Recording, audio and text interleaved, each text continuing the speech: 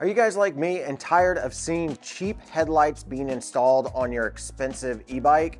Well, MagicShine has a solution for that if you have a mid-drive motor bike. This particular bike is the Ride 1 Up Prodigy XR, and it's got a Bros mid-drive motor, and today I'm going to be installing an adapter to be able to run MagicShine lights. There are going to be two different lights that I'm going to hook up to the adapter that goes down to this motor. The first one has a super long name. It's called the ME VZO 100 Lux light. And then I'm also going to be installing the ME2000. Let's go ahead and get this install going and show you the difference between what they claim is an 80 Lux light that came installed on this bike compared to this 100 Lux or 2000 lumen light with the ME2000. All right, guys, I want to pause real quick and I want to talk about my Marin RiftZone E1.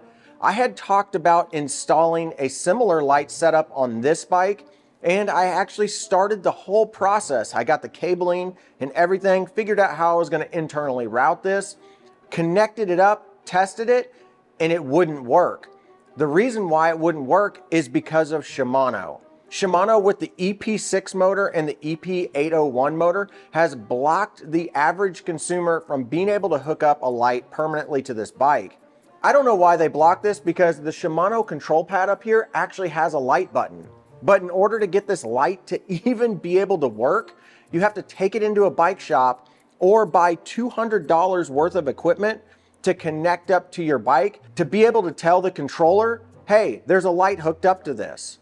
In past Shimano motors, you could go into the eTube app that you would download to your Android or to your iPhone and be able to simply just flip a toggle and switch it on.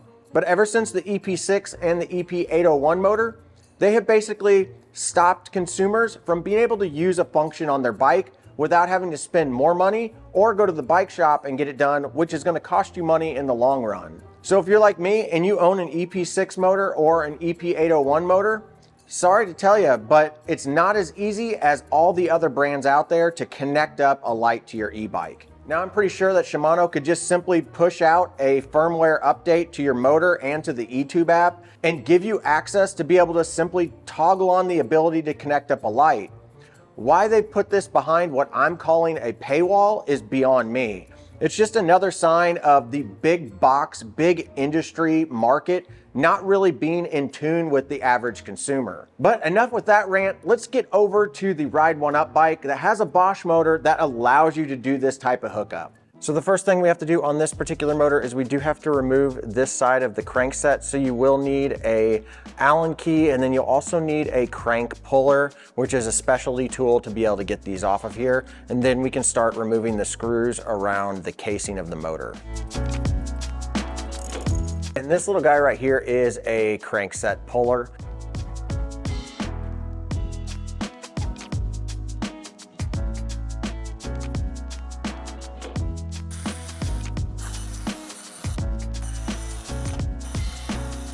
Now, at first glance, this can be kind of intimidating because there is a lot of wiring going on in here, but it's actually pretty simple where you plug this in. It's just a little difficult to get to.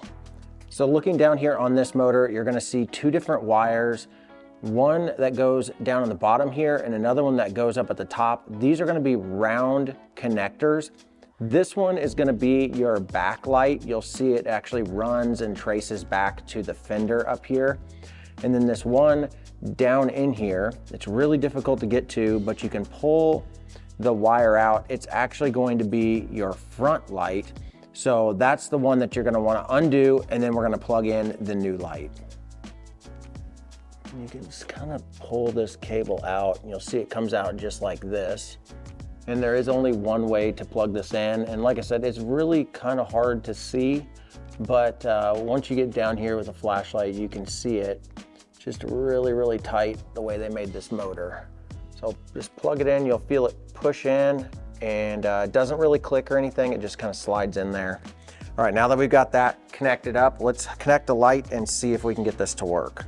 So I've already got the ME2000 already out of its box, so we're just gonna use that. We've got this cable connected, and this other end is the end that will plug into the light. We just plug these together, and then we should be able to turn the bike on. Okay, now that the bike is on, okay, there we go.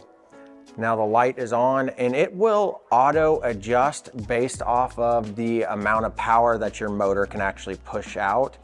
And then you should be able to go through and change the different settings on here.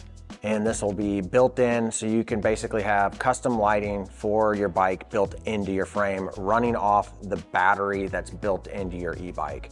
All right, let's get this ran up through the bike here.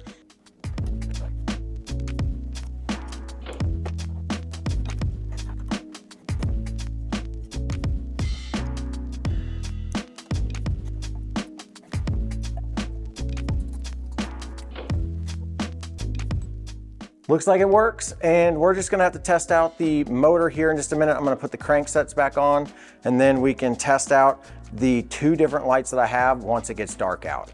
So first, let's take a look at what a Ride 1-Up light will actually produce. This particular light is the exact same one that came on the Prodigy XR. This one's on the Cafe Cruiser, but both of them are the same light that produce right around 80 lux. These things are only really good to be seen by traffic.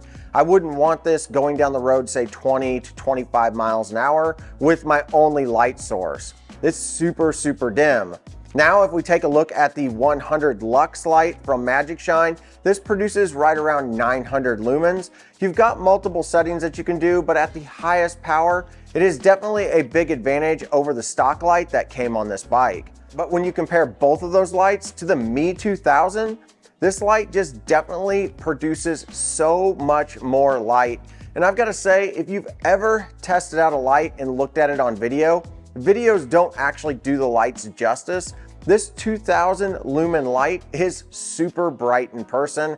It looks pretty impressive here on camera, but I've got to say, this ME2000, having it fully plugged into the battery on the bike, not having to worry about ever charging this light, is gonna be amazing. So that's the difference between a MagicShine light and a stock light that would come on your e-bike.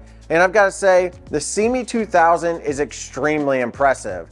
Now, the 100 lux version of the MagicShine, it was nice, and it did a much better job than the stock light that came on this bike. But for about $20 to $30 more, you can upgrade to the ME2000, and I really think it's worth it. Now, if you want to pick up your own, definitely check out my links down below, and don't forget, use the coupon code RunBikeMike15. You'll save 15% off of your purchase on any of the MagicShine products. But if 2000 lumens is not bright enough for you, don't worry, I've reviewed a ton of MagicShine lights, and I've got a playlist at the end of this video where you can check out all the different lights that I reviewed, with some of them going upwards of 12,000 lumens. All right, guys, I hope you enjoyed this video, and we'll see you in the next one.